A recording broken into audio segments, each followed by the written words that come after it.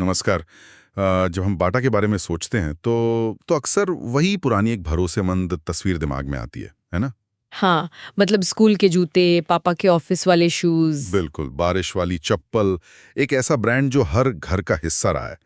लेकिन हाल ही में हमें बाटा इंडिया की दूसरी तिमाही के नतीजों पर हुई कॉन्फ्रेंस कॉल का ब्यौरा मिला और उसे पढ़ने के बाद ऐसा लगता है कि पर्दे के पीछे पूरी तरह से नई कंपनी बन रही है। बिल्कुल, ये सिर्फ तिमाही नतीजों के आंकड़ों का मामला नहीं है। ये एक क्लासिक ब्रांड की काया पलट की कहानी है। सही कहा।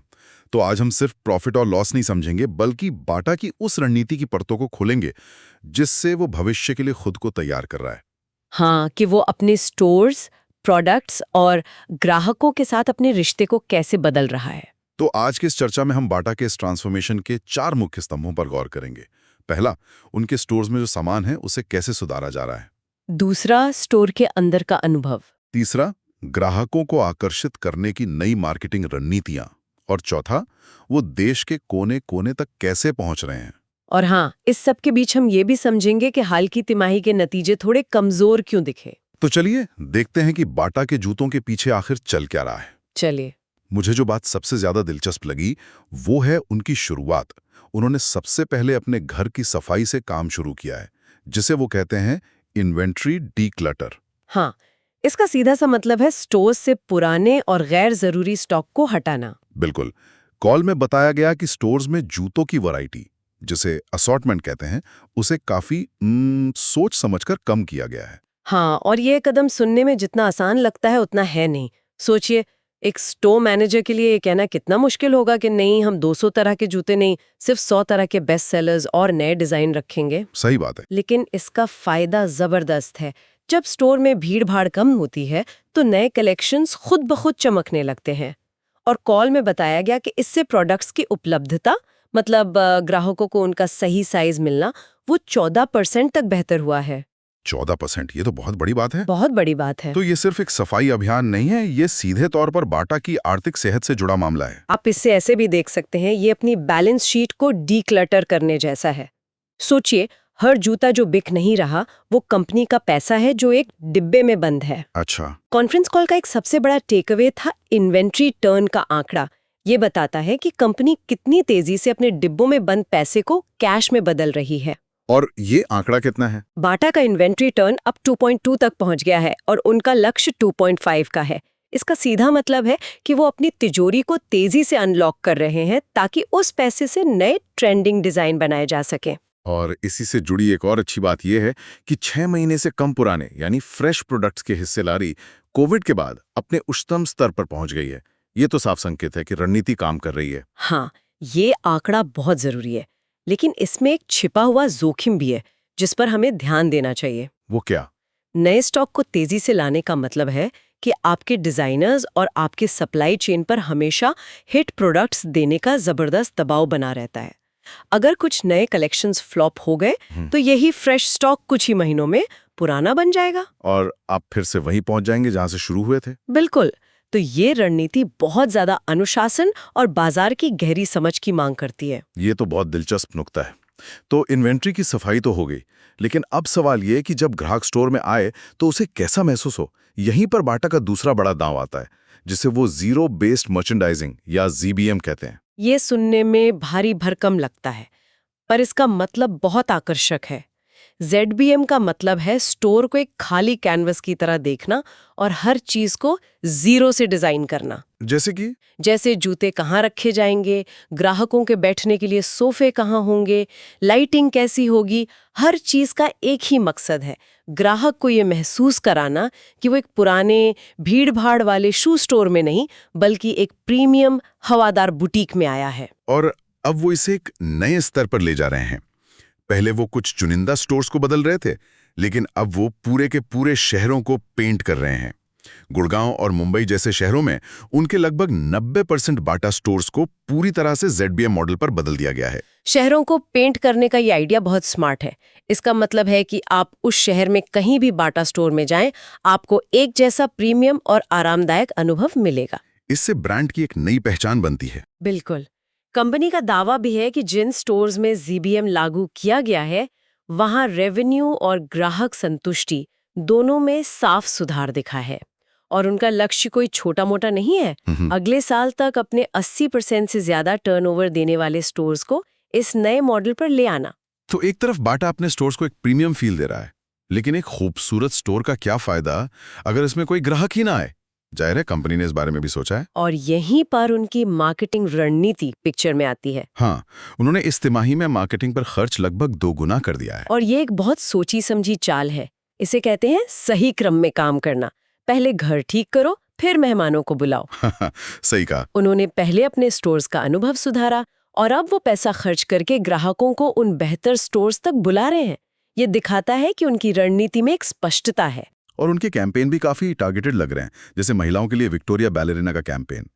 कॉल में बताया गया कि जीएसटी की अनिश्चितता के बावजूद इस कैंपेन की वजह से महिलाओं की कैटेगरी में बिक्री बढ़ी।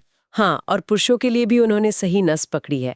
उनका पावर ब्रांड जो स्पोर्ट शूज के लिए जाना जाता है, उसमें इजी स्लाइड रेंज बहुत लोकप्रिय हो रही है। अच्छा। उनका लक्ष्य हर हफ्ते 10,000 जोड़ी बेचने का है, जो काफी महत्वाकांक्षी है। लेकिन सबसे ज्यादा चौंकाने वाली बात तो प्रीमियम सेगमेंट से आ रही है। हश पपीज ब्रांड के तहत उन्होंने ऑफिस स्नीकर्स की एक हाइब्रिड रेंज निकाली है, जिसे लोग खूब पसंद कर रहे हैं। और तो और हाँ, वो त्योहारी सीजन के लिए आइकॉनिक कलेक्शन लॉन्च किया, जिसमें 20,000 रुपए तक के जूते शामिल हैं। बाटा के स्टोर में 20,000 रुपए का जूता, ये सुनने में थोड़ा अजीब लगता है।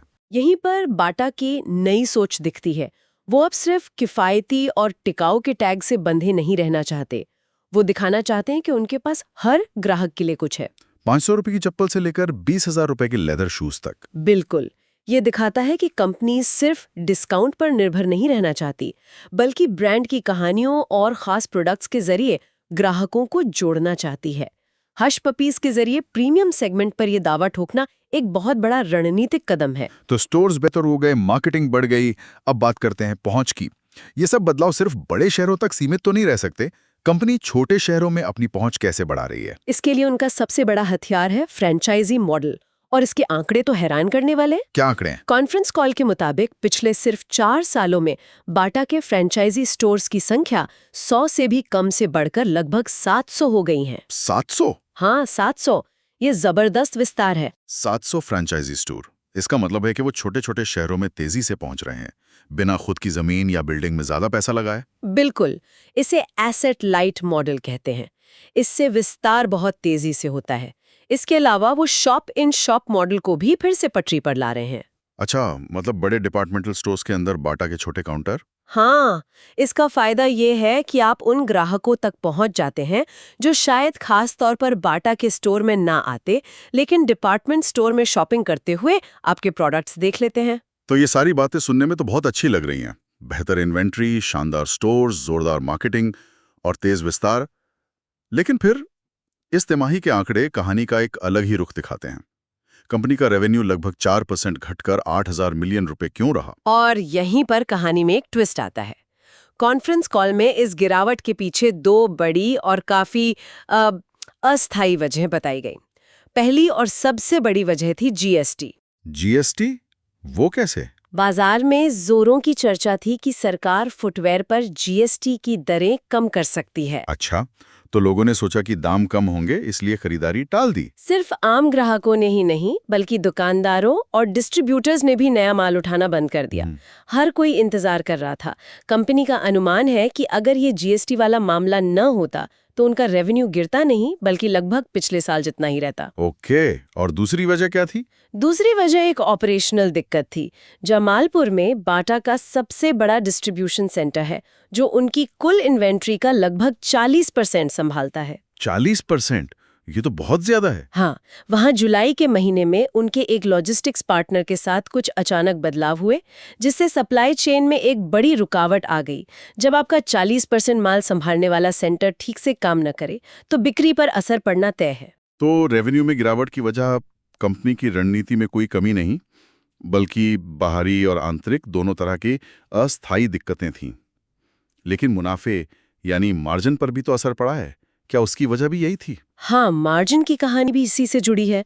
ग्रॉस मार्जिन और ईबिडा मार्जिन दोनों में कमी आई। क्यों? इसकी भी 2 मुख्य वजह हैं। पहली तो यही जीएसटी वाली बात।